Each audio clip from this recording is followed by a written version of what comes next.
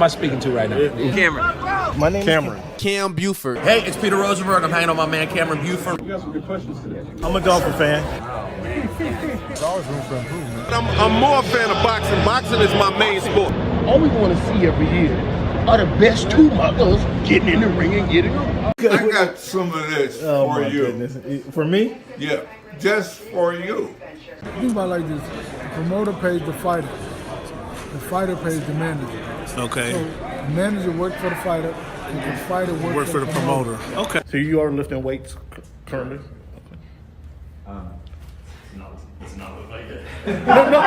When he said it's easier to score in the NBA versus Europe, did you agree with them? To me, it's easy to score all over the world. Can I finish right now? Do you want me to speak or do you want to conduct the interview and answer for me? What do you Which one? What do you think about this upcoming? Aaron, like I was saying before. Aaron, what has the game of baseball taught you? One of the biggest things is being humble. Can you give a message to the kids to kind of persevere through the false teachings they may be giving? Patience. Okay. Patience. As the show voice of the fan Oh my goodness! continues to I'm in evolve, tears. Come on, you were adding some spice to it. it is strictly banter back and forth between myself and Cameron Buford. I enjoy all of it. Real ones know what's going on, right? Never mind. Go watch the tape. Go watch the tape, and then you tell me if it was all about just a system. You look like a buffoon. Go do your research. Go do your study. I'm not caught up to you guys yet. I do Real, real surprised at that, Ken.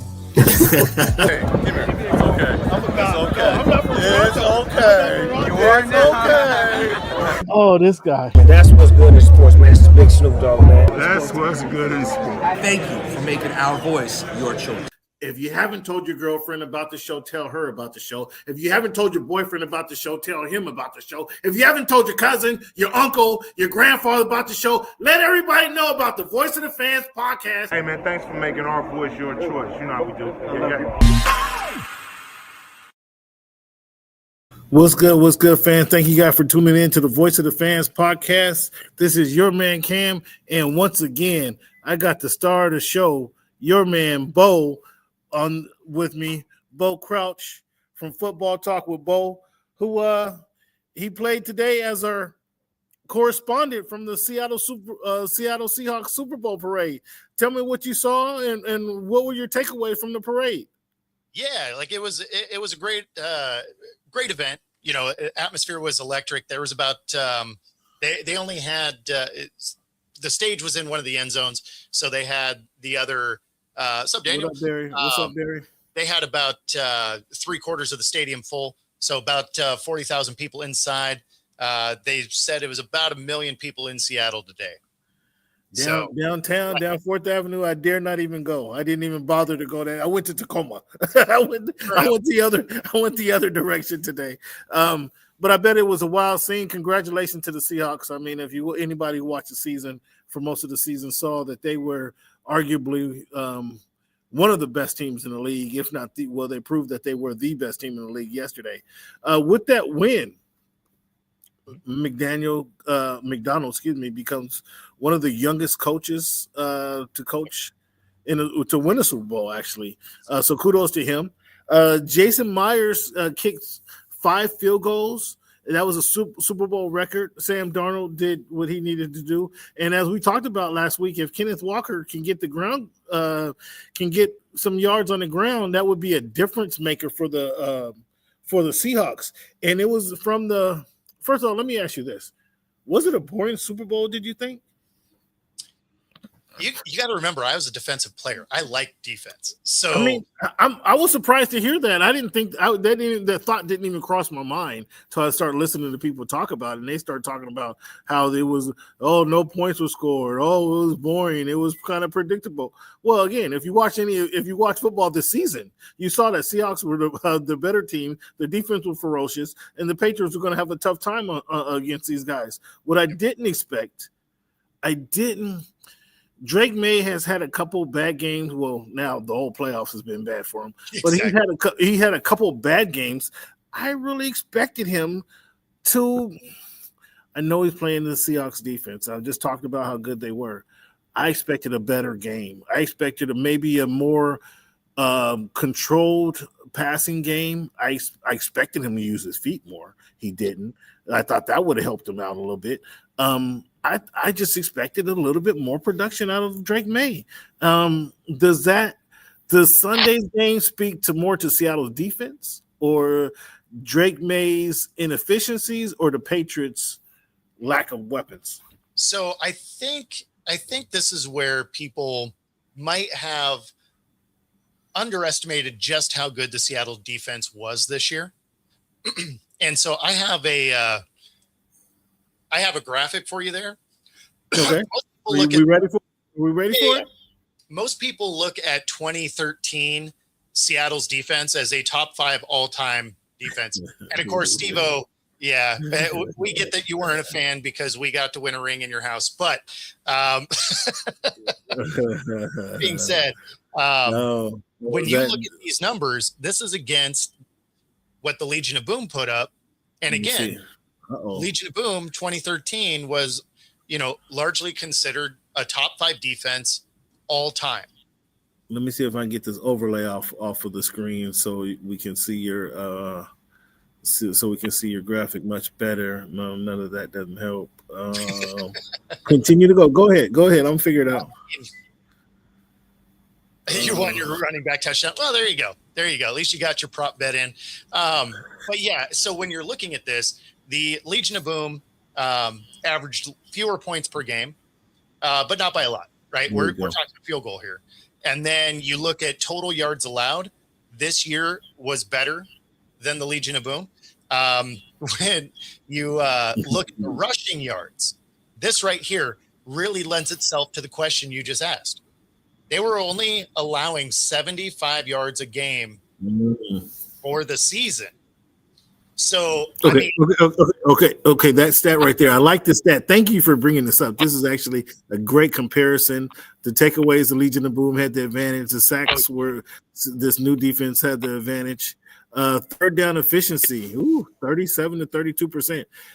Let me ask you about this rushing stat. 25 yards in comparison is not a whole lot, but you go from 75 to 100 yards. 100 yard running, 100 yard rushing is a decent game by today's standards. Yeah, this was 10 years ago. Now these numbers you're pulling from the Legion of Boom was 10 years ago. Running the ball was more. We haven't got so pass happy. The league hasn't got so pass happy. They weren't doing 7-on-7 drills 10 years ago. So what do you think about that difference in those numbers? We haven't seen that be enough of a difference. You haven't seen the game switch from a no, it has, but not in the last running 10 game years. to an all-out passing game. Now it's been longer than 10 years now. Okay. But still, yeah, I mean, obviously there has been a little bit of a shift away, except we've seen the resurgence of running backs over the last couple of years, right? You're talking about last year. Saquon Barkley was just about to set the single season until Daniel Jones get hurt. Taylor looked like he potentially could get there. So, I mean, you're seeing a resurgence of the running back. So you're seeing some good running back seasons. I wouldn't say it's a resurgence. We're seeing some good running back seasons, but continue. Well, you're seeing more running back plays. So I mean, you're seeing a lot of guys getting involved. Obviously, the CMCs of the world, Derrick Henrys. I mean, these guys are all playing at the same time. So it's not like they're taking turns in the league. So I mean, but it's not like we got three or four running, 5 or 6 running backs over 1,200 yards rushing. We only have a couple, and those are the supreme running backs that are gaining over 1,500 yards. The CMT. Some of that is because you have teams like Seattle that have dual-headed monsters. So neither one of those guys are going to be 12 or 1,500 yard rushers because you have a Kenneth Walker and a Charbonnet that are both going to be close to 1,000 yards. Okay, I hold that thought, but I want to come back to Charbonnet and Kenneth Walker. But we might as well talk about it right now. Was that running back by committee? Was that out of necessity, or were they unsure who was the man in that backfield? I truly believe Kenneth Walker had a hell of a run in the playoffs. He finally got to get all of the carries, to know he was going to get the carries, to practice and prepare like he's going to be the man during the regular season. And I think it's wise to have 2 running backs. Don't get me wrong. Don't mix up what I'm saying. I think it's wise to have 2 effective running backs. I think it's wise for the Seahawks. I wasn't a fan of Charbonnet coming out of UCLA. I may have mentioned that to you before, but I think it's wise to utilize 2 running backs. I thought that was going to be detrimental to them, but my question was that by necessity that they were running the 2-back offense? And I think it was, because there were games where Charbonnet got 3 or 4 carries before Kenneth Walker did. And if Kenneth Walker was the bell cow, that wouldn't happen. If Jerome Bettis, the Jerome Bettis backup, didn't start the game and get 3 or 4 carries before Jerome Bettis got some carries, if you understand what I'm saying. No, so, I'm with you. I think there's some history that you might be missing in the way you're looking at this. So, Kenneth Walker in 23 was a 2nd-round pick. And then, the following year, they did Charbonnet as a 2nd-round pick, back-to-back, and Walker had a good rookie season. So it's not like he was terrible. The thing to keep in mind, which is why they do the running back by committee here, is since 2014, we've had our starting running back end up on IR all but 1 year. So I'm not arguing that effectiveness. It makes 100%. It makes good sense. So this is by design. Okay. And so you wouldn't see. So what do they do next year? This was Kenneth Walker's contract year. Do they give him a bell cow back style contract, or does he get the modest contract? He probably gets a thanks for everything you did for us here. Oh shit! A note and shove out the door. Hey. Wow. Seattle doesn't have a history of overpaying running. Wow. The Super Bowl MVP is going to be on the free agent blocks. Here is what you're saying. He is a free agent. Okay. My question is: are they going to allow him to get to? Are they going to tell him like the Giants did Saquon Barkley? Go see what offers are out there and just come back and talk to us. Oh no! Because I think they really just move on from it. I mean, really? They'll have the conversation, right? Really? But they're not going to give them the best contract that's going to be out there. Someone else is going to overpay for him. I fully expect them to understand that Charbonnet is coming back mid-year. And they're going to have to draft him back. They're going to have Halani did well, huh? They're going to have to draft him back. Halani did well in preseason. I don't know that he did well in during the season. I didn't see any big plays from him. So he was effective in his touches. Is all I was saying there. And then you can go get a cheaper version of a Breece Hall, because again, you don't need. I agree with you. Big mistake there. It might be, but the thing is again, Seattle isn't prone to overpaying running backs. So I can see them take the fly. Wait. I can see him taking the flyer on a Breece Hall, because you need him to be there, the main guy, until Charbonnet gets back, and then it's back to running back by committee. So now Breece Hall's injury history isn't as big a deal. Right. Kenneth Walker also has a very real injury history. He's been injured every year. Wow. So you're not going to probably entertain giving him 10 or 12 a year, even though say? The MVP of the Super Bowl. What does that say to your what does that say to your young guys, the guys on your team? If you perform, you're going to be shipped out because we just don't pay. We just don't pay for a top performance.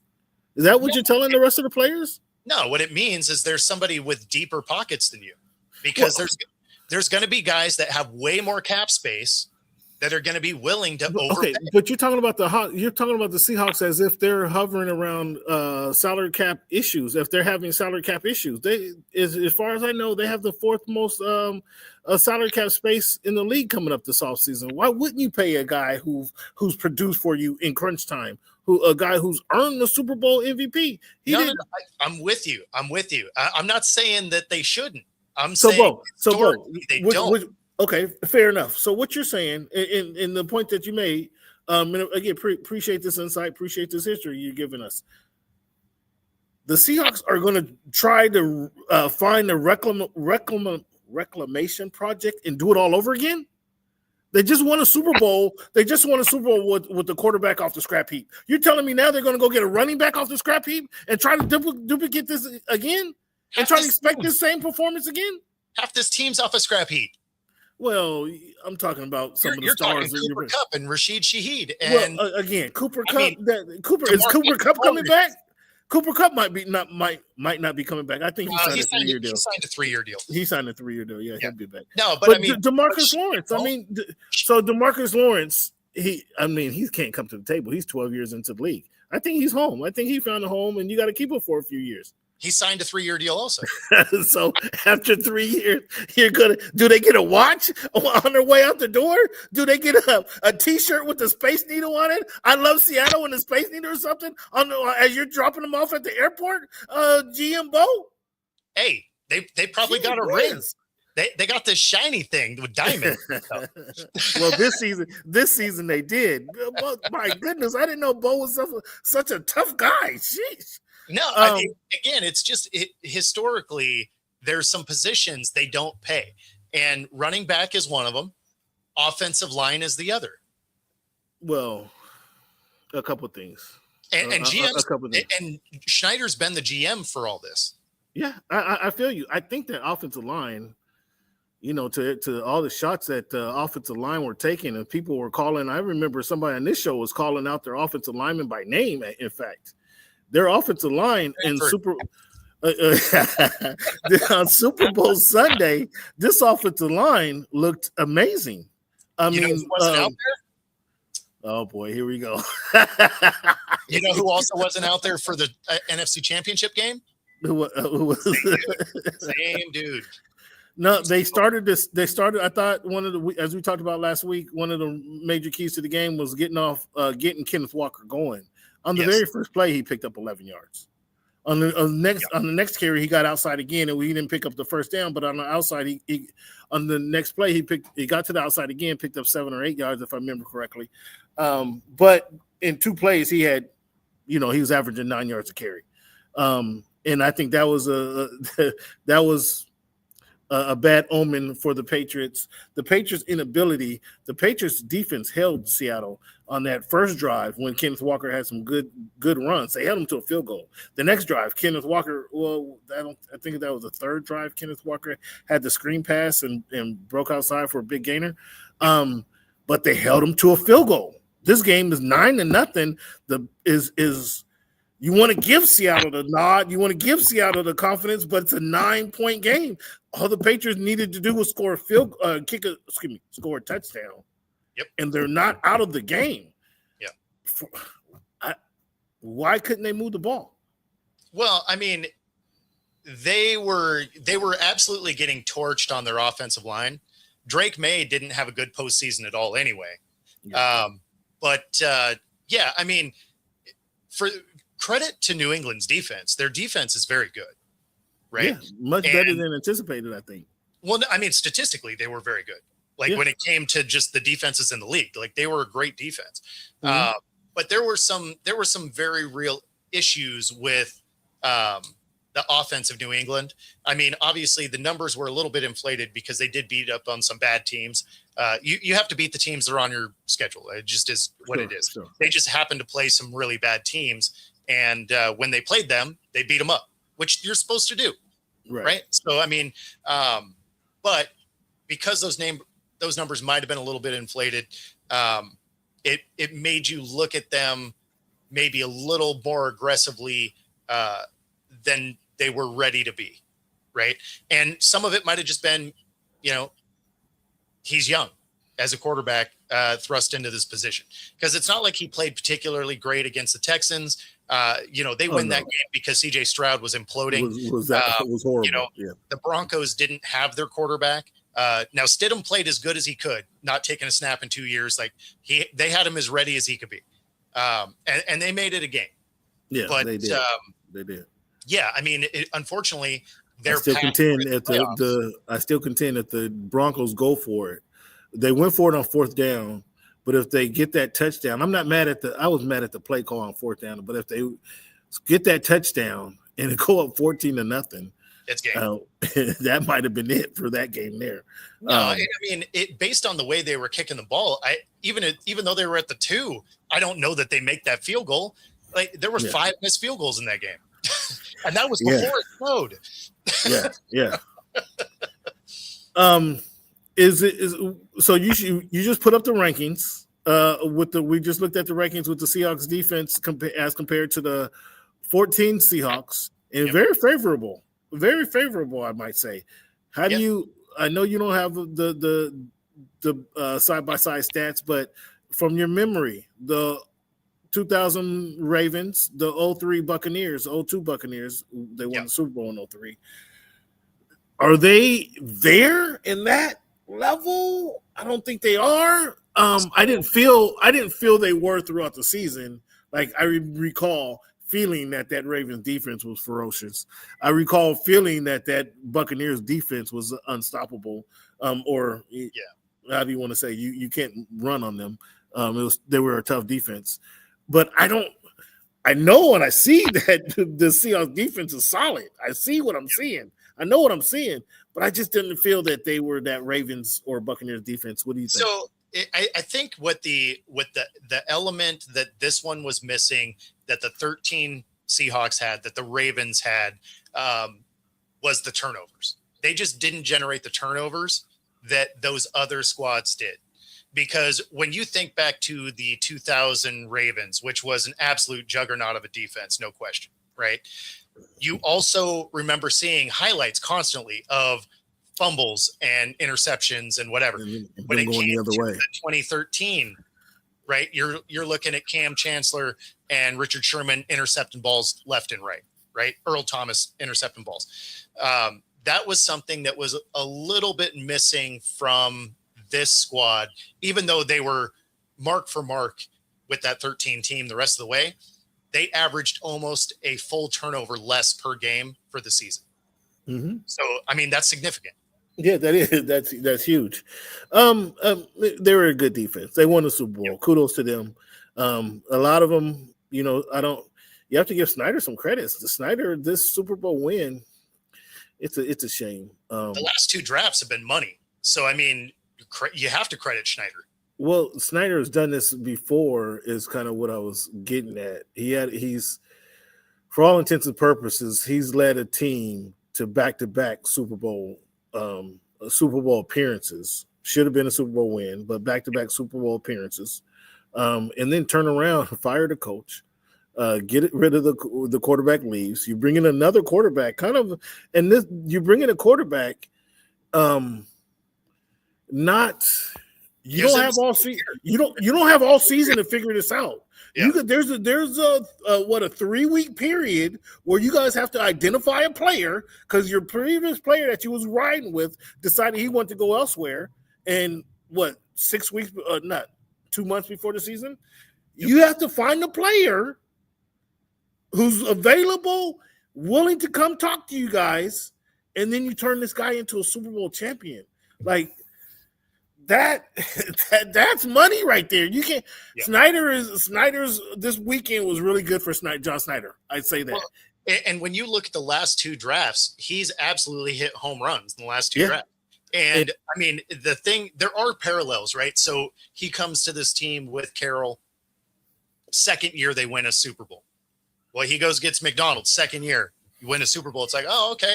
So that means after next year, if we get into the Super Bowl, you have to fire him, right? Because the next coach is going to be the second year in the Super Bowl. Right. Process. I mean, if he goes back to back, I'm eager to see I'm eager to see what their offense looks like next year. It's going to be a similar offense. I can't imagine. I personally can't imagine they get rid of Walker. You're looking at you're managing their salary cap. You're looking at their numbers. I'm looking at common sense. Walker's a question mark for sure. You probably do lose Shaheed. Well, yeah. I mean, that's a threat, but I think does Horton make up for that? A healthy Horton make up for that threat? Yeah, Horton is a beast for sure. But Shaheed was Kubiak's guy. He followed him from New Orleans. I have no doubt in my mind he's going to follow him to the Raiders. Okay. So, and then there's other guys that you have to worry about too. Derek Hall, Oyamafe, both those guys are, in free agent periods of their careers. So, I mean, we're going to lose some guys. Like it's part of it. Well, yeah, it's a part of winning the Super Bowl. You typically lose some guys, but you have to believe in Snyder to pick the right guys to fill these voids that you have. I mean, exactly. You have to count on him. He's shown he can do it. He does it. The real question for this year is we only have 4 draft picks in this draft. So it makes me think that we're going to give up our first round pick. It's the last pick in the first round anyway. We trade back and get a couple more. Yeah, because as it sits right now, we have a first, second, third, and a 6th, and that's it. That's our whole draft. Now, that wouldn't be the least amount we've had. In the 21 season, we only had 3 total draft picks of that draft. So it's not to say that we haven't encountered this before, which incidentally is the least amount in NFL history for any team. But I think what I've seen is they can evaluate talent. Being able to evaluate talent, identify talent. They couldn't that year. They only had 3 picks and they bombed all 3. But Well, this regime here, I'm talking about being able to identify talent, i.e. a quarterback. And that's huge. That's huge for your team. If you go out there, you already have cap space. You identify some talent, so you have 4 or 5 holes that you need to fill. You pick a couple rookies to fill the holes, and you go out and get some veterans to fill the holes. This is a veteran team. It's a veteran team in the sense that who's the youngest guy in your team on the defense is Imanwari. He's going to be a second-year Super Bowl winner. Now he's no longer a second-year player. He's a third-year player, a veteran in the NFL who can coach up some guys. Now there's expectations for these guys, for him as well. I think we move on from Reek Woolen.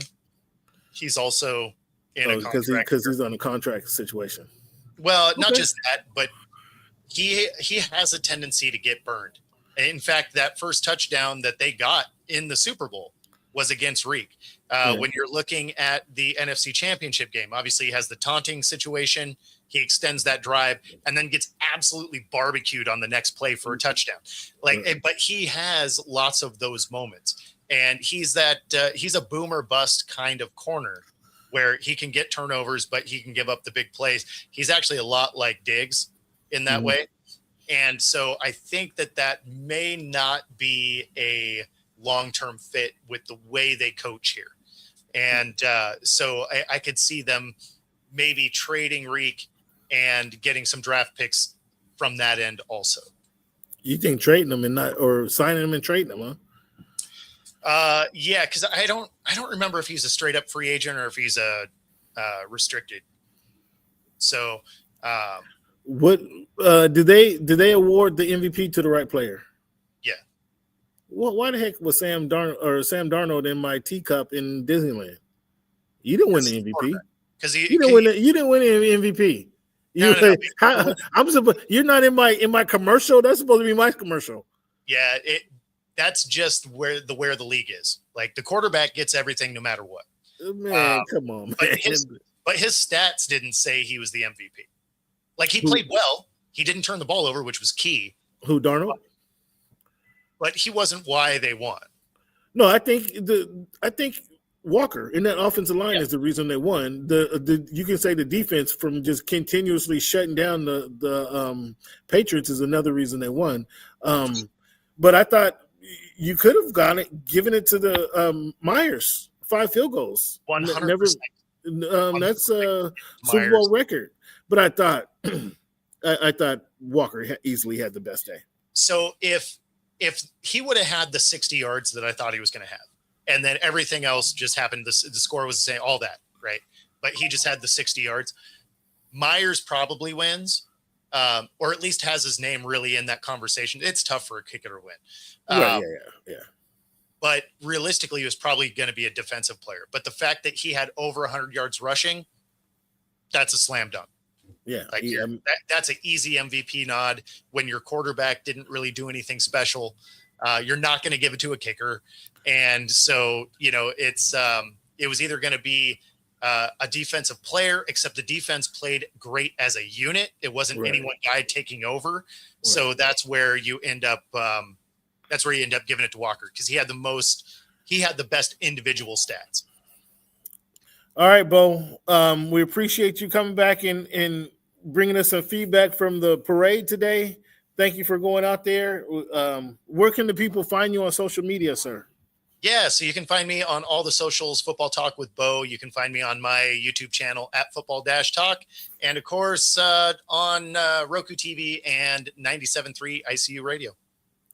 97.3. Thanks a lot for letting us borrow your guy, Bo. One final question. Yep. One final question before, a couple of things here. The Seahawks joined the Saints as the only teams to win the Super Bowl during the 50th anniversary. I think that's so cool. Oh, 50th anniversary. They win the Super Bowl. I think that was dope. Did you get Bad Bunny? Did you watch Bad Bunny or the Turning Point halftime show that was pre-recorded? Oh, Bad Bunny. Yeah. Did you enjoy Bad Bunny? I don't speak any Spanish, but I know I was jamming and bopping my head to Bad Bunny. Yeah. No. I like Bad Bunny. I wouldn't mind a Daddy Yankee halftime show either. My wife speaks. Well, he was singing Daddy Yankee. Oh, so it was all that was going on. No, I don't speak Spanish. I lived in Mexico for 2 years. I still didn't learn Spanish. You didn't learn nothing, Bo? When it comes to languages, I'm dumb. If it's a mechanical thing or sports or whatever, like that, I'm good at. Learning it, I'm still learning English. Okay, let's. Well, if you put it like that, since you put it like that, want to thank you for your time, man. Bo, May 5th. I haven't heard anything. I've got my shoes ready. I got my outfit ready for May 5th, May 8th. I think it is the Storm tip-off for the 2026 season. Are you ready or not? Today, they listed the preseason games. So April 29th will be the first home preseason game. I hope we have players.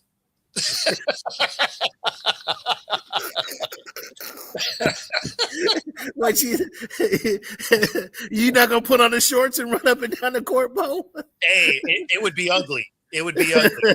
I don't think the knees would last very long. I know the lungs wouldn't. Well, I'm looking forward to it, man. I think it is going to be dope. Looking also on basketball in Seattle. This weekend, there's supposed to be an announcement. I don't want to say it too loud, but there's supposed to be an announcement. If you're a basketball fan in the state of Washington, you might want to pay attention to Adam Silver's press conference this weekend. Might want to pay attention. Scott, I get my ass kicked if it's me versus Asia. If it was me versus a bench player, I am not winning. I am a long way removed from my best athletic years. Oh, yeah?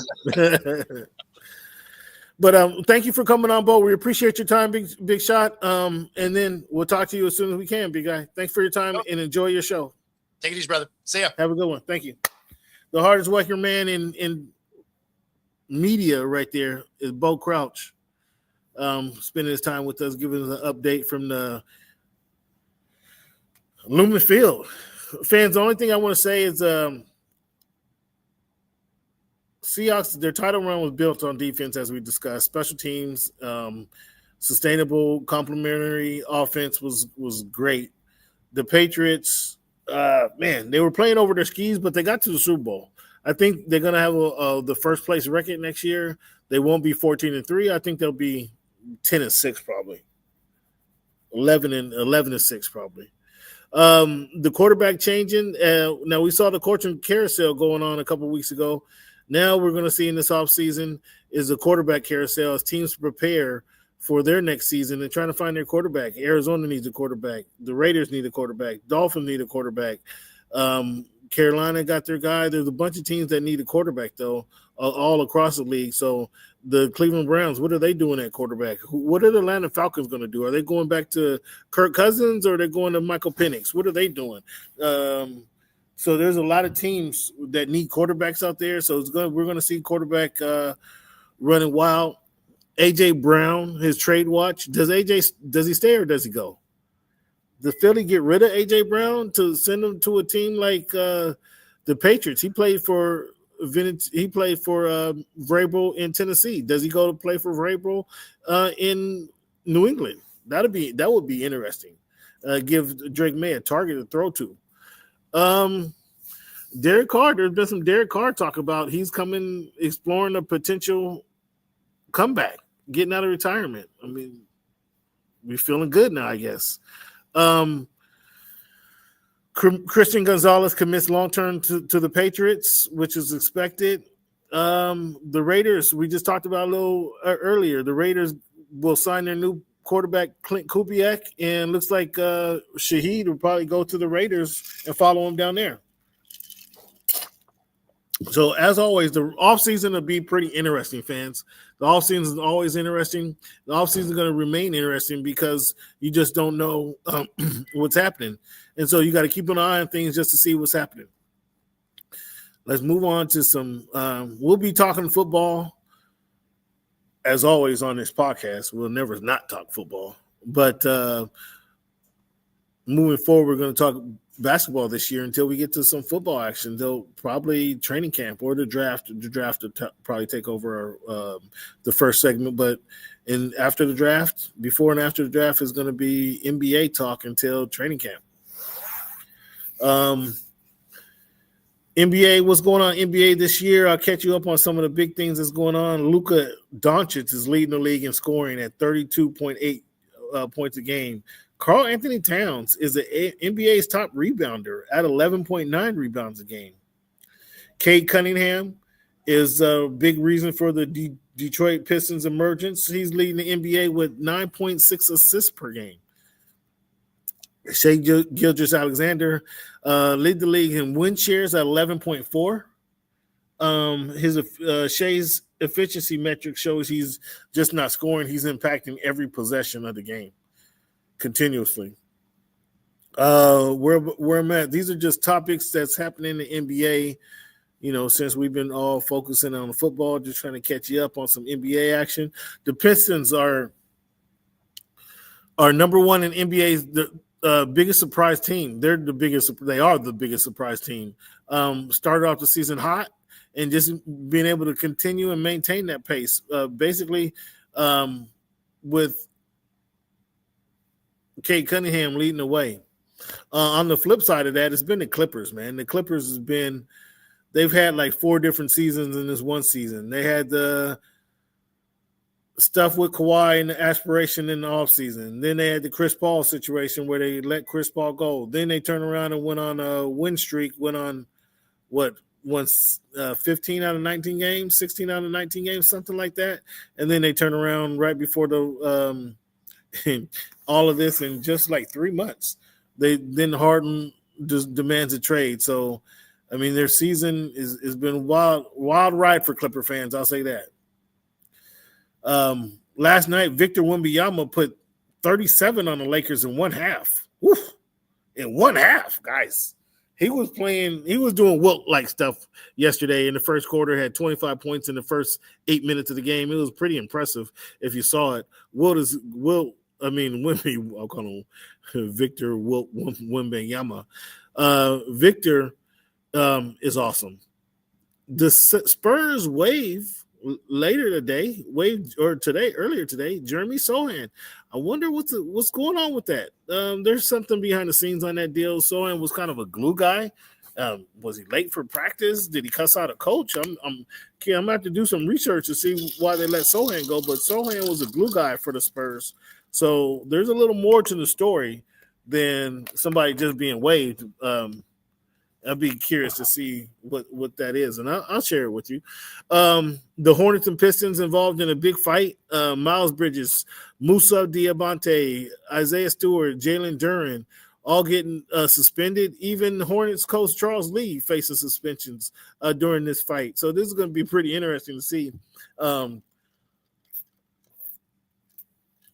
all this shakes out. I think the couple Stewart got 7 games. Diamante Bridges got 5 games apiece, if my memory served me correctly. The coach Lee got a couple games. So that was a big fight that the NBA is trying to obviously stamp down on the fighting and boxing. The NBA embarks on Inglewood this weekend, starting tomorrow night for the NBA All-Star Weekend, which is a huge party. Which is the best part for you guys? Which is the best part of NBA All-Star Weekend? Is it the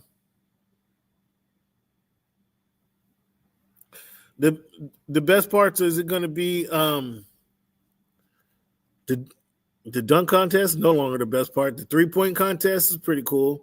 I like the girls, the 3-point contest. I like to see somebody else do it, like a WNBA player versus NBA player, like when Sabrina Ionescu was shooting against Steph Curry. I thought that was a pretty monumental moment. I'd like to see that again. I think the best part of the weekend, what I'm looking forward to most, is probably the rookie versus sophomore game. I think those guys compete. They don't know anybody. They don't know any. There you go. Yeah, I agree with you. They don't know enough not to come out and perform. That's one thing about that young game is they're still trying to make a name for themselves. So they come out ready to try to make a name for themselves. They're happy to be there. They don't know it's not. They're supposed to downplay it. They're happy to be there, and they want to put their talents on display for everybody to see, and earn their way from the Friday night game to the Sunday night game. So I like that the Rising Stars game, the rookies versus the sophomores. I think that's a pretty cool game. I'm eager to see USA versus the world, but they're not going to play a full game. It's going to be like 3 different games. This format on the surface kind of stinks already without even us describing it much more. They're going to break up the All-Stars into 3 teams. One team A plays team B, then team A, then team B play team C, and the winner they play each other, and that's going to be it. So there's 3 little games, and that's the All-Star game. Stupid format. I don't like the format. Let's go NBA versus the world. The East and West, I understand it, but we need NBA versus the world. We have enough We have enough good world players that will force the American-born players to play hard, so they don't get beat or get embarrassed. So I think that's a way to get the American-born players to play. Sad that you have to do these type of things, but I think that's what will get us to play. What was your favorite NBA All-Star moment, if you have one?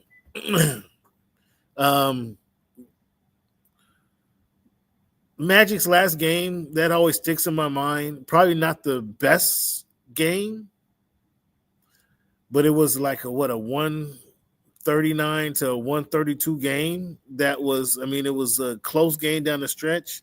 Magic, he hasn't played for 6 months. He gets on the court, gets a chance to play again, and it was like he hadn't left the court.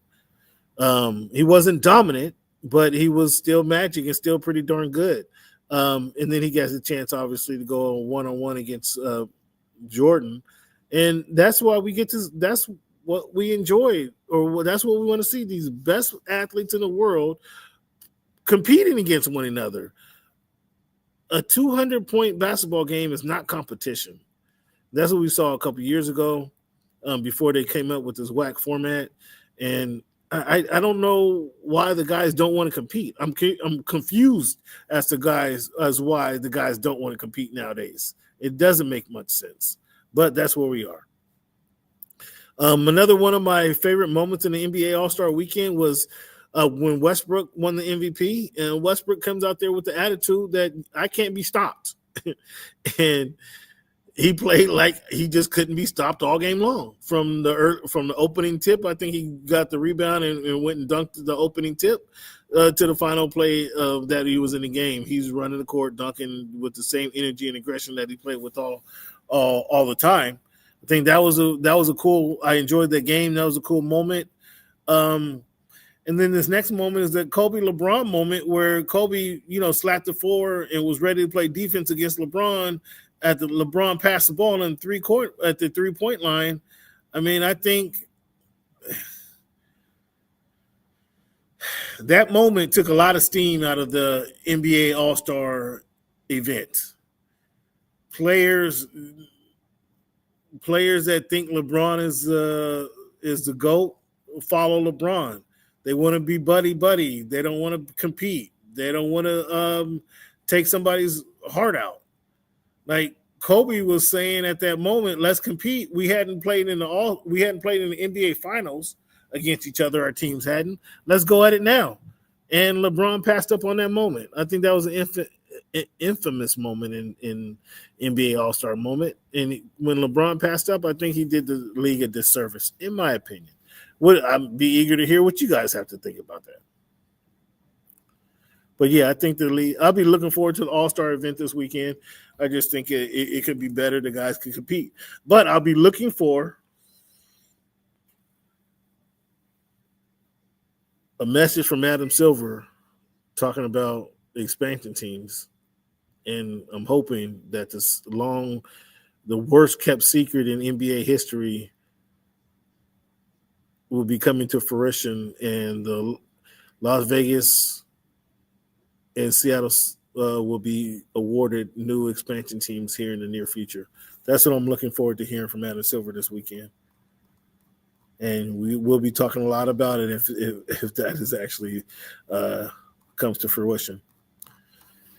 Team, I want to thank you guys for tuning into the Voice of the Fans podcast. This is your man, Cam. I'm recording here live from the Great American Casino, 14040 Interurban Avenue South, in Tukwila, Washington.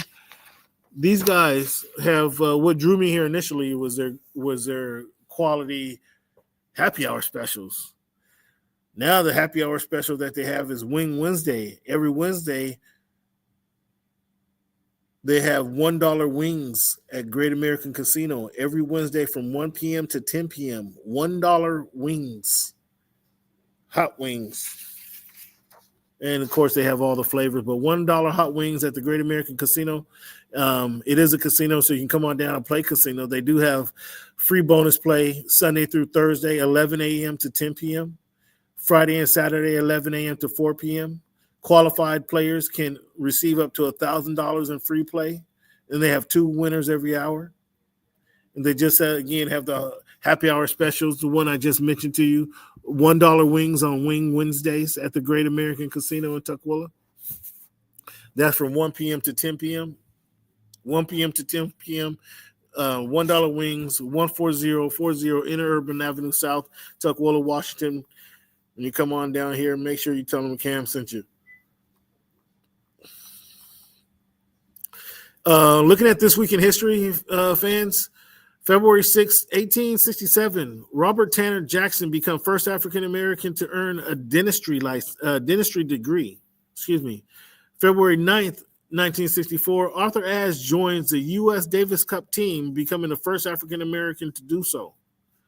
February 8th, 1968, Orangeburg Massacre. 3 South Carolina State students were killed during a segregation protest. February 10th, 1989, Ron Brown is elected DNC chair, first African-American to hold this position. February 11th, 1990, Nelson Mandela was released from prison, ending 22 years of incarceration. That's wild. That was a wild number, fans. Guys, ever thought about what movies were released, the big movies that were released this week?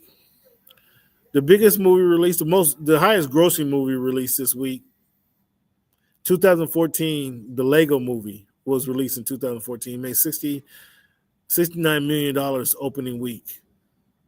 John Wick in 2017 made $58 million. The Kingsman, the Secret Service 2015 made $46 million. Then Hannibal 2001 made $42 million. The sequel to Silence of the Lambs. Magic Mike 2012 made $39,000 or $39 million. That's the opening week. It was the highest selling the week of February 4th through February 11th. The top grossing album was The Life of Pablo from Kanye West in 2016. Music by Madonna in 2000. Ray of Light by Madonna in 1998. Whitney Houston in 1985's Whitney. And then Whitney Houston and Whitney in 1987. The commercial blockbuster, first week in sales, multiple number one singles. And then after Whitney was Marshall Mathers with the Eminem LP. Top grossing music album CDs. Boxing update for you fans. Shakur, we talked about Shakur becoming 4th division world champion. Zuffa boxing. Anybody watching Zuffa boxing? Expanded after a strong launch. I missed the launch fight. Dana says that he's just going to keep pumping out these fights, robbing these boxers. Zuffa boxing next week. They have a February 15th event. So that's Sunday. 3-card, the promotion headlined by Ife Ejigba and Charles Martin. So that's a heavyweight fight on Paramount 2 or Paramount Plus. Ryan Garcia and Mario Barrios, they're officially booked for February 21 on the DAZN pay-per-view. The USA announces their amateur team. We'll have names for you next week. Undisputed boxing game lands on PS Plus. So this is the first boxing game out on PlayStation in several years. PS5 users subscribers can play the Undisputed, the boxing game. We got spring training coming up this week for pitchers and catchers around the major league baseball. So you guys can quickly, in a short amount of time, go to the ballpark to see your players play. Anybody watching the Olympics? Now, I've heard about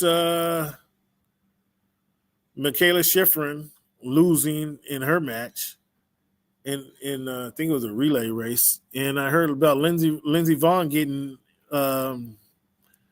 flown out of the arena a couple times. Other than that, anybody watching the Olympics? I know curling was on. America won their first curling medal for the first time. I'm not watching the Winter Olympics. I haven't watched any yet. Let me put it like that. But if you're watching, what you're watching, let us know. Chime in. I want to thank you guys for tuning into the Voice of the Fans podcast. As always, each and every week we're here to bring you guys some fresh content. Give you guys this week in history. So I want to educate you as we talk in sports as well. And I want to leave this quote for you guys as you guys go on into your world and your lives this week. It always seems impossible until it's done. It always seems impossible until it's done. Somebody tell you can't do that. Well, do it and show them. Okay? Everything seems impossible until you get it done.